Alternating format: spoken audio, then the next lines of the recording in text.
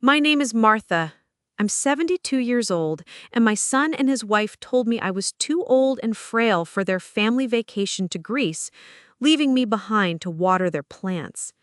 So I took the inheritance my late husband left me, went to their travel agent, and bought myself a one-way ticket to Athens instead. It's a long story, but it's a true one. I imagine some of you might understand. Before I begin, I'd love to know where you're all reading this from. Let me know in the comments what country you're in and what time it is there. It makes the world feel a little smaller, doesn't it? The decision wasn't made in a flash of anger. It was a slow burn, a fire that had been smoldering for years, banked under layers of duty, love, and the quiet acceptance that a mother's place is often in the background. The final log was tossed on that fire on a perfectly ordinary Sunday evening, a day that began, as most of my Sundays did, with the familiar comfort of routine. The air in my house was thick with the scent of roast chicken and rosemary. It was David's favorite, the same meal I'd been making for Sunday dinners since he was a boy with perpetually scraped knees and a gap-toothed grin. He was a man now, 45, with a mortgage that seemed to weigh on his shoulders, and a wife, Laura, who arranged her life with the precision of a military strategist. My granddaughter, Amelia, 16 and perpetually attached to her phone, sat between them. She was a lovely girl, a talented artist, but lately she seemed to exist behind a screen, a silent observer in the theater of our family life. "It's all booked, Mom," David announced, his face glowing with an excitement that didn't quite reach his eyes. He sliced into the chicken with a flourish. 2 weeks! Athens, then island hopping to Santorini. We leave in 3 weeks. "How wonderful, dear," I said, my smile feeling like a mask I'd forgotten how to take off. A genuine flutter of joy went through me. I've always dreamed of seeing the white houses with the blue roofs. I have a postcard of it on my fridge, you know. This is where Laura made her move. She was a master of the gentle kill, of delivering a blow wrapped in the softest velvet. She reached across the table, her French manicured nails resting lightly on my hand. Her touch was cool, a stark contrast to the warmth of the dinner plates. "That's the thing, Martha," she said, her voice dripping with a synthetic concern she had perfected over the years. "We were talking, and David and I are just so worried about you. All those hills in Santorini, the long flights, the heat, it's just not suitable for someone your age." Someone your age. The words hung in the air, heavier than the aroma of the roast chicken. They weren't asking my opinion, they were delivering a verdict. I felt the blood drain from my face. David, my son, the boy whose college fund I had sacrificed for, whose first heartbreak I had soothed with ice cream and patience, just nodded along. He wouldn't meet my gaze, focusing instead on carving the chicken as if it were the most complicated task in the world. That was David's way. Avoid the conflict, let Laura handle the messy parts. He wasn't cruel, just weak, and sometimes weakness is a cruelty all its own. "I'm perfectly healthy, Laura," I said, my voice quieter than I intended. "My blood pressure is that of a 50-year-old. "Of course you are," she cooed, squeezing my hand in a gesture that was meant to look affectionate but felt like a restraint. "The best thing for you is to have a nice and peaceful 2 weeks at home. You could water our plants for us. You have such a green thumb. Our new orchids will die without you." The request was so audacious, so belittling, that for a moment the air left my lungs. The whiplash was dizzying. In the span of 30 seconds, I had gone from a potential travel companion to a house sitter, a gardener, a convenience.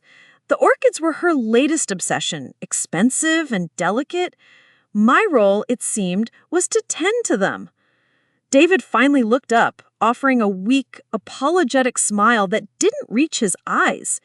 "It's just for the best, Mom. We'll bring you back a souvenir. Maybe a little statue of Athena? I looked at Amelia. She was staring at her phone, but I saw her thumb pause its endless scrolling. Her shoulders were tense. She knew it was wrong.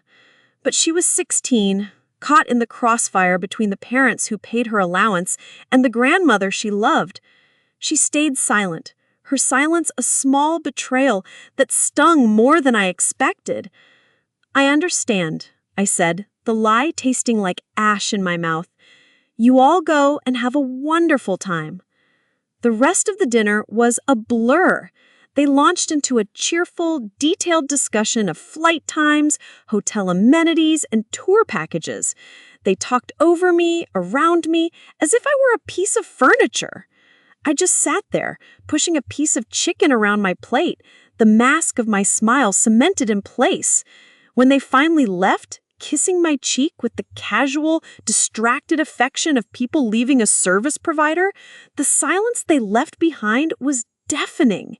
It was a physical presence pressing in on me from all sides.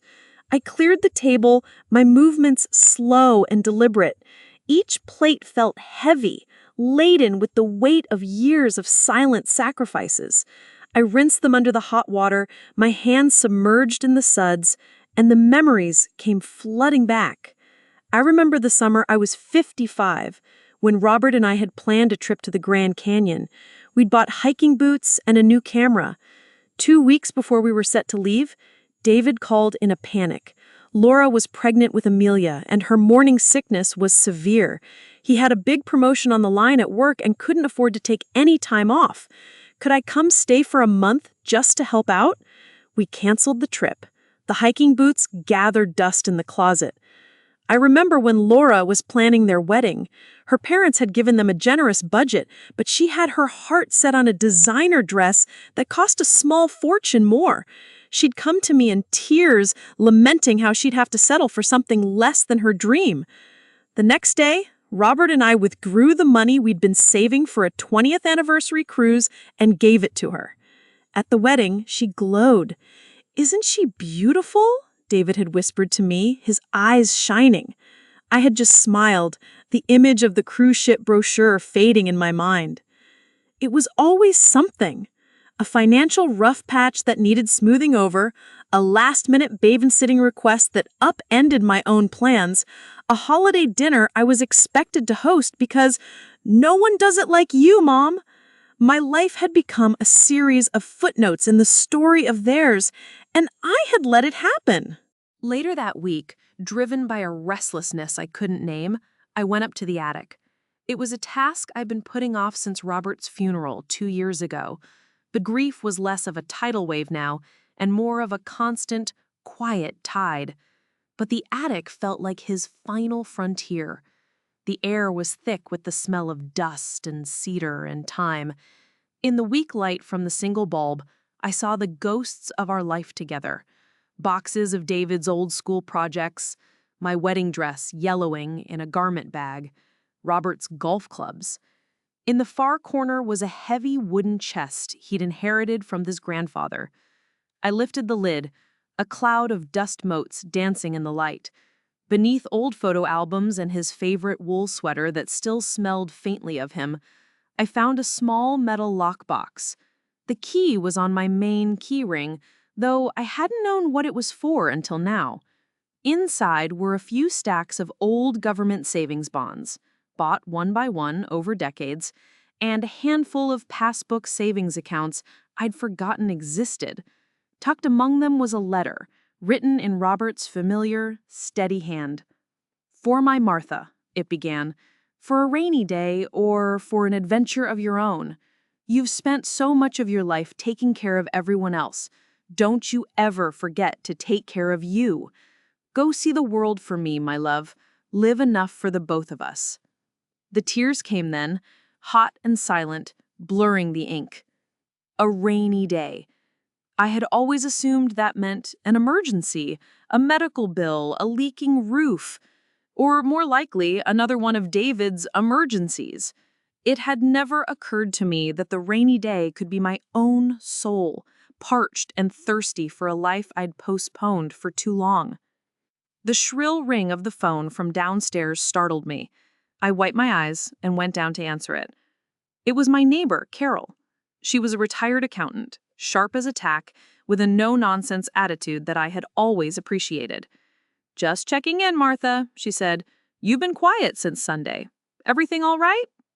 I hesitated, the habit of keeping a brave face deeply ingrained, but something in her straightforward tone made me break. The words spilled out. The dinner, the "too old" comment, the request to water the orchids. Carol was silent for a moment. When she spoke, her voice was firm.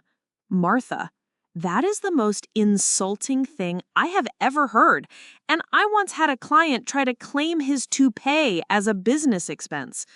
I let out a watery chuckle. "Listen to me," she continued. "Robert left you that inheritance for a reason. He knew you. He knew you'd give every last cent to those kids if you didn't have a specific instruction. He called it your adventure fund, remember?" I did remember. It had seemed like a sweet, romantic notion at the time. Now it felt like a lifeline. "Life is for living, Martha," Carol said gently, "not for waiting by the phone for permission." Her words echoed in my head long after we hung up. They were still there the next afternoon when the phone rang again. This time, it was David, his voice rushed and impatient. "Mom, hey, quick favor. The travel agent just emailed. Apparently, since Amelia is a minor, one of her legal guardians has to sign a consent form at their office before they'll issue the physical tickets. Laura and I are swamped with work before the trip. Could you pop over there and sign for us? I forwarded you the email with all the booking details." He hung up before I could answer. A moment later, my computer pinged. I clicked open the email, and there it was. The entire itinerary, laid out in excruciating detail. Business class seats for him and Laura, 5-star hotels with ocean views, a private yacht tour in Santorini. The total cost at the bottom of the page made my breath catch in my throat. It was more than my yearly pension. And they wanted me, the woman who was too old and frail to go, to perform the final errand that would send them on their way. It wasn't the money that hurt. It was the audacity, the sheer unthinking entitlement of it all. They hadn't just closed the door on me, they had asked me to lock it from the outside and hand them the key. A cold, clear anger rose in me. It wasn't hot and messy, but calm and focused. It settled deep in my bones, a core of steel I hadn't felt in years. I looked from the email on the screen to the old lockbox on my table, Robert's letter resting on top. An adventure of your own. I didn't delete the email. I didn't call back David to tell him what I thought of his request. I simply opened a new tab in my web browser and typed 5 words into the search bar. Government bond maturity dates. The rain had stopped. The adventure was about to begin.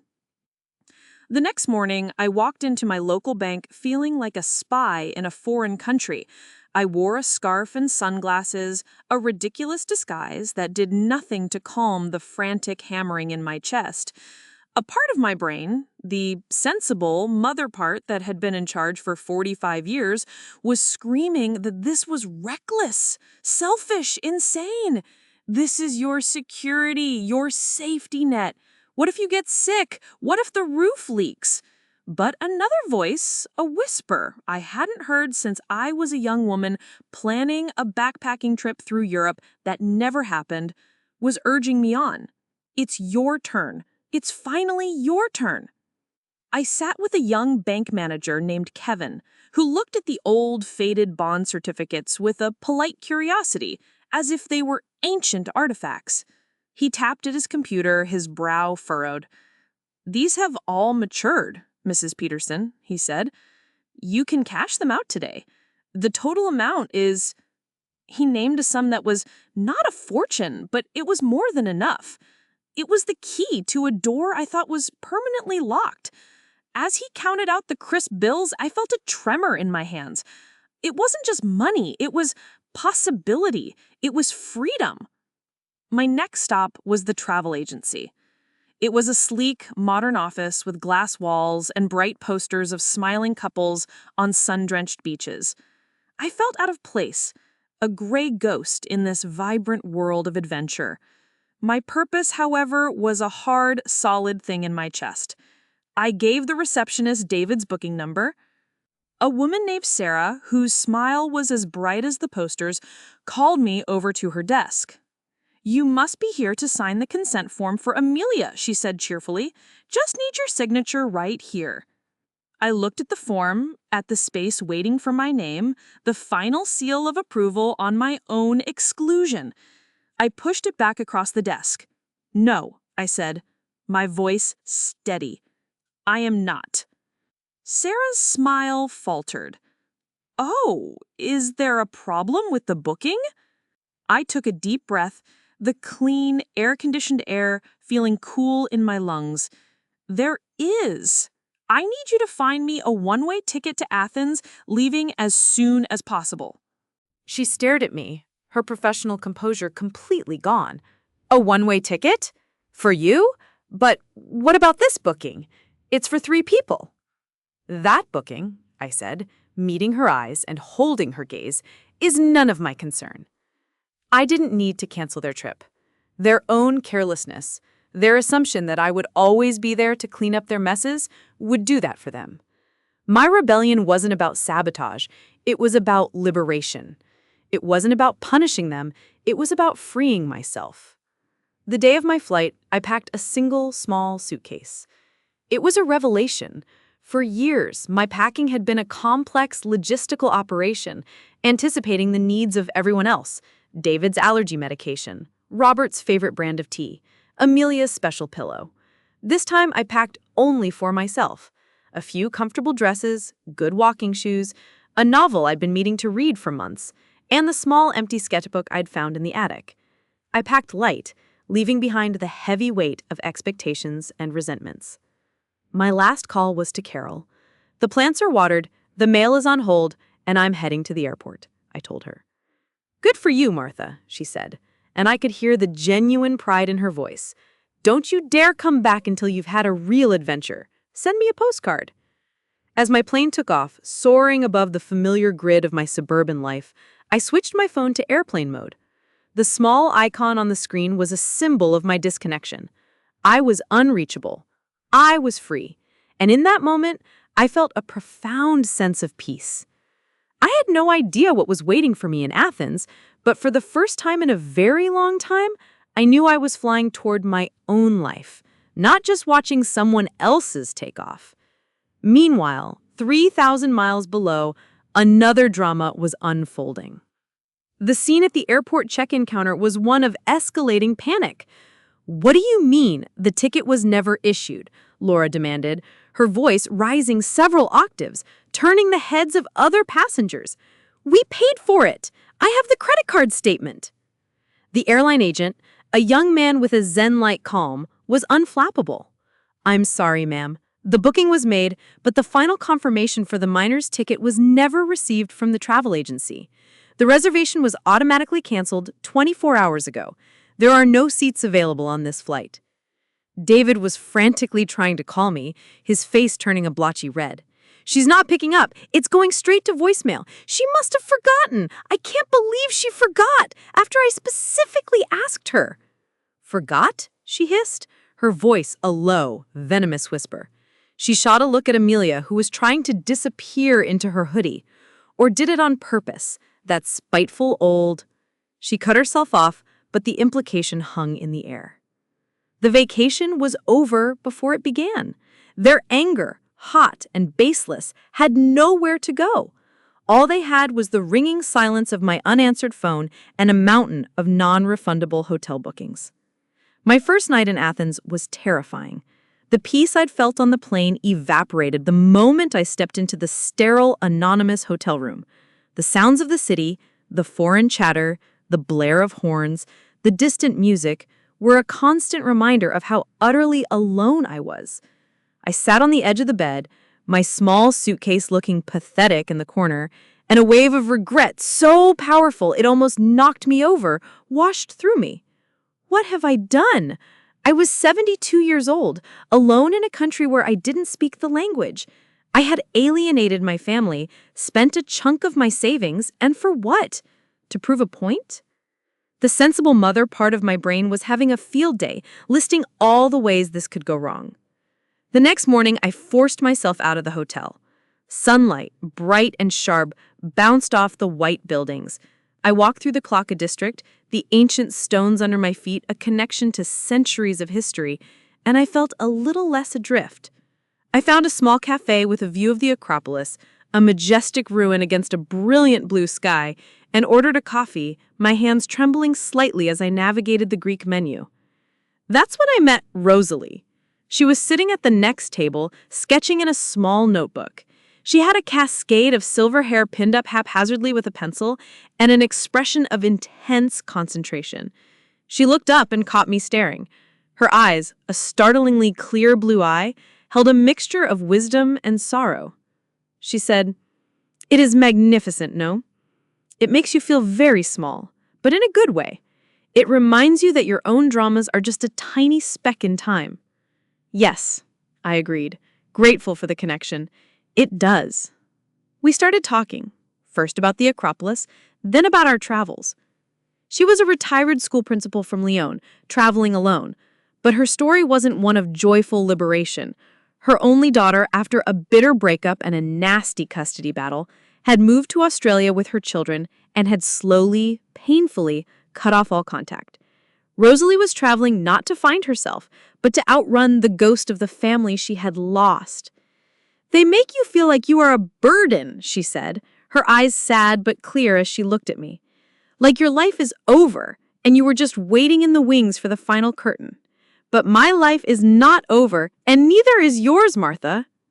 In her, I found an unexpected kinship. We were two women from different worlds, bound by the shared experience of being made to feel invisible by the people we loved most. Our friendship was forged over strong Greek coffee and shared vulnerabilities. We didn't just talk about the sights. We talked about the ache of being a mother whose children have grown and gone, the sting of being dismissed, the quiet fear of a lonely future. "Today I miss my grandchildren so much it feels like a physical pain," she confessed one afternoon, as we sat by the sea, watching the ferries come and go. "And I feel guilty," I admitted, the word tasting strange on my tongue. "I feel guilty for not being the person my son expects me to be." "The person he expects you to be is a convenience," Rosalie said bluntly, but not unkindly. "You are a person. You are allowed to be more than just convenient. You are allowed to be magnificent and complicated and even a little bit selfish." With Rosalie as my guide and companion, my fear began to recede, replaced with a budding sense of adventure. We decided to travel together for a while. We left Athens and took an overnight ferry to Florence. Standing in the Uffizi Gallery in front of Botticelli's The Birth of Venus, I felt an old, forgotten part of myself stir. I used to paint years ago, before marriage and motherhood consumed all my time and energy. I'd given it up without a second thought. Another small sacrifice on the altar of family. On a whim, I bought that small sketchbook and some charcoal pencils. While Rosalie read in the bobbly gardens, I sat and tried to capture the curve of a statue, the texture of a cypress tree. My hands were clumsy at first, the lines uncertain. I was filled with a frustrating sense of inadequacy. But I kept at it, and as I worked, something loosened inside me. The world narrowed down to the point of my pencil and the grain of the paper. It felt like coming home to a country I didn't even know I'd left. It was in Florence that I received the first email from Amelia. It came from a school email address, a clever way to bypass her parents' surveillance. "Grandma," it read, "are you okay? Mom and Dad are blaming each other for the trip being canceled. It's awful. Dad is sleeping on the couch. I'm worried about you. Please just let me know you're safe." My first instinct was to pour out my heart, to tell her my side of the story, to make her understand. But the new, bolder Martha held back. I was done justifying myself. I was done seeking approval, even from the grandchild I adored. I took a photo of myself, smiling, standing next to a fountain with my sketchbook in hand. I attached it to the email and wrote back a simple reply. "I am more than okay, my dear Amelia. I am learning to live again. Don't worry about me. Focus on your art. The situation at home is not your burden to carry. I was planting a seed. I was showing her, not telling her, what it meant to be a strong, independent woman. I was building a new bridge to my granddaughter, one that was based not on duty or obligation, but on mutual respect and shared passion. The old relationship was gone. Something new and infinitely more precious was beginning to grow in its place. The weeks bled into one another in a sun-drenched haze of art, food, and conversation. After Florence, Rosalie and I traveled to Lisbon. The city was a beautiful, melancholy song. One evening, we found ourselves in a tiny, crowded bar in the Alfama district, the air thick with the mournful sound of fado music. A woman sang of lost love and destiny, her voice cracking with an emotion so raw it was almost unbearable. I saw tears in Rosalie's eyes, and I knew she was thinking of her daughter. I put my hand on her arm, a silent gesture of understanding. Later that night, a younger couple tried to pull us onto the small dance floor. No, we're too old for this, I said, laughing, the old refrain coming automatically to my lips. Rosalie looked at me, her blue eyes flashing in the dim light. Says who, Martha? Says who? She stood up, took my hand, and pulled me into the small circle of dancers. We were clumsy and awkward, laughing at our own missteps, but for a few minutes, under the warm Lisbon lights, we were not old. We were not mothers or grandmothers. We were just two women, alive and dancing. It was a small moment, but it felt like a monumental victory. Martha, I have to say, we are deeply, deeply hurt, she began, her voice quivering with manufactured emotion. For you to behave so irresponsibly, so selfishly, to ruin the one vacation we've been looking forward to all year, Amelia was devastated.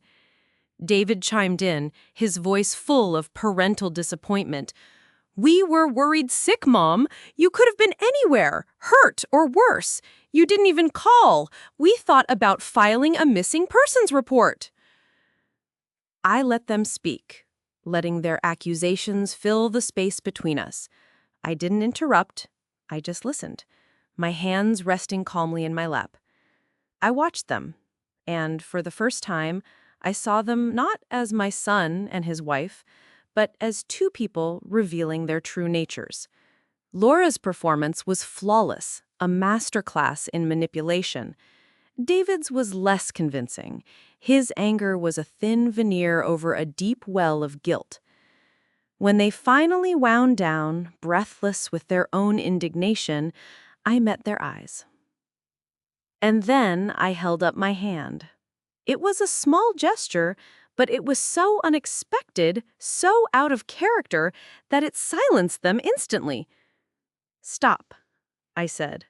My voice wasn't loud, but it cut through the tension like a knife.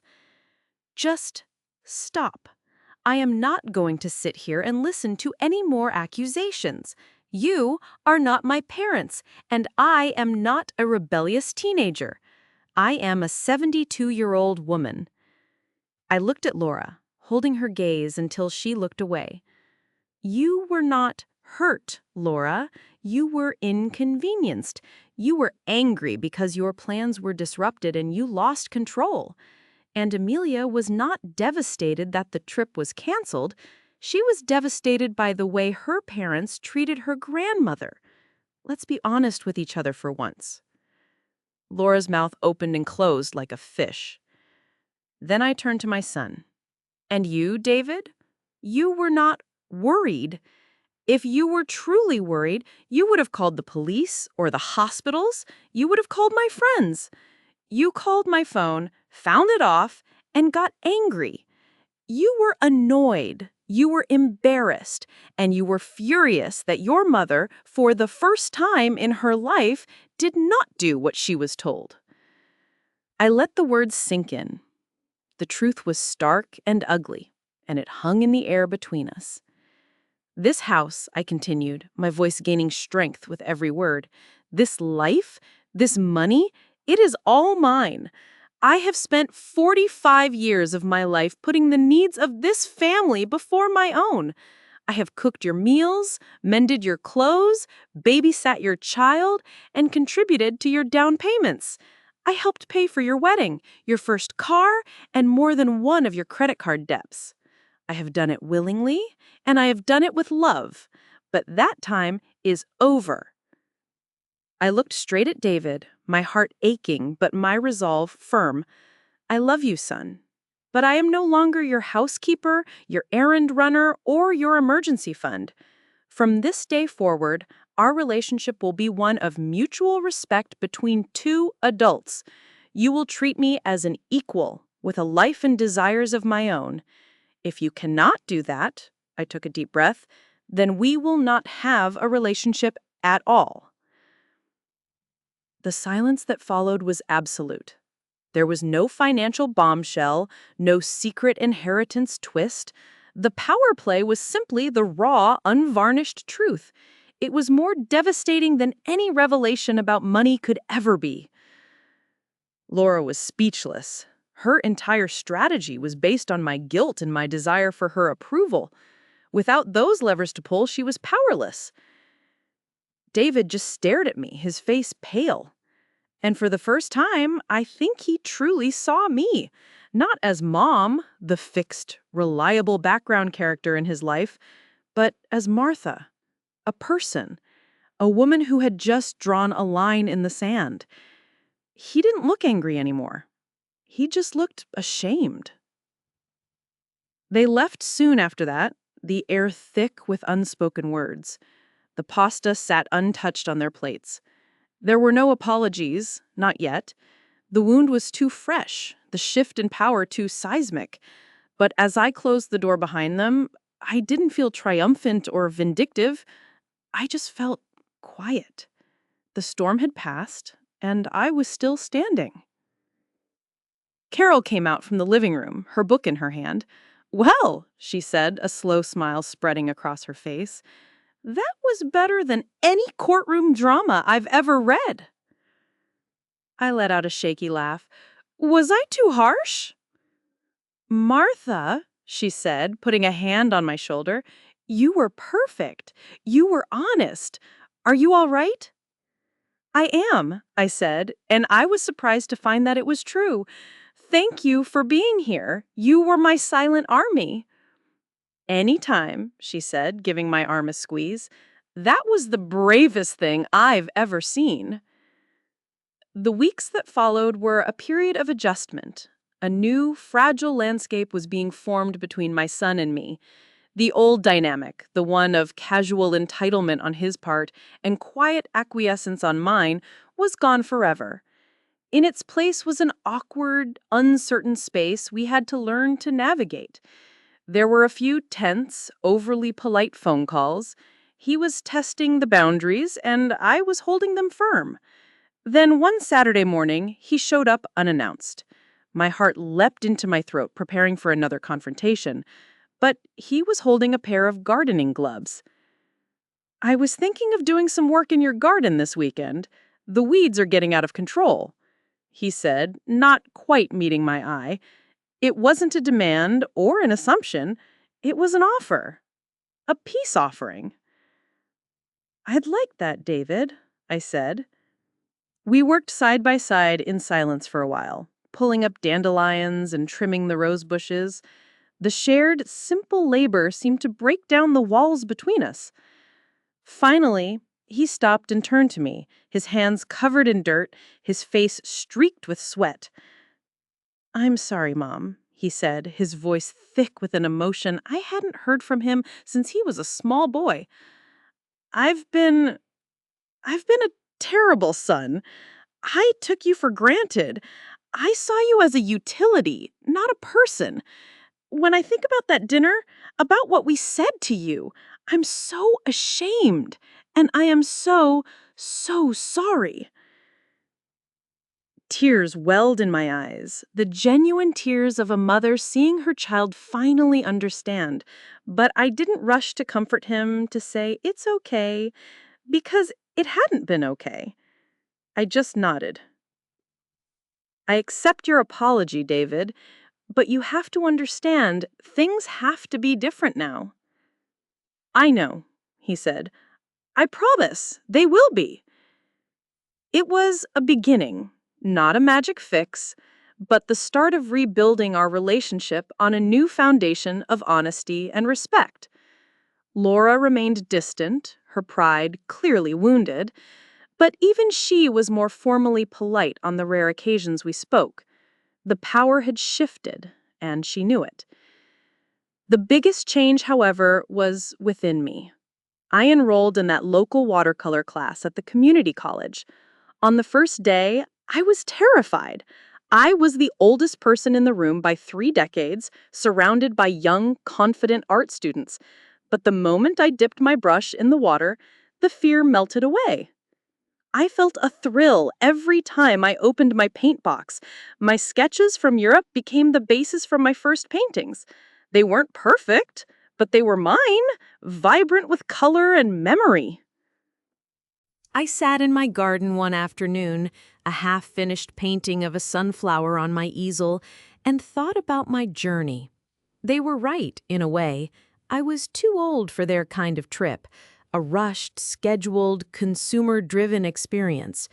But I was the perfect age for my trip, a journey not measured in miles, but in self-discovery. I realized that respect isn't something that's automatically given with age. Sometimes it's something you have to demand. You have to teach people how to treat you by showing them what you will and will not accept. And sometimes, to find your way back to yourself, you have to get well and truly lost. My relationship with Amelia blossomed into something truly special. She started coming over every weekend, not out of obligation, but because she wanted to. We'd set up our easels in the backyard and paint together, talking about art, about life, about her dreams of studying in Berlin. I was no longer just her grandma. I was her mentor and her friend. I saw the world through her young, hopeful eyes, and she, I think, saw a future for herself in my newfound freedom. One Saturday, she brought over her portfolio to get my advice for her college applications. As I looked through her vibrant, passionate work, I saw a future stretching out before her, full of possibilities. "These are wonderful, Amelia," I told her, my heart swelling with pride. "You have a real gift."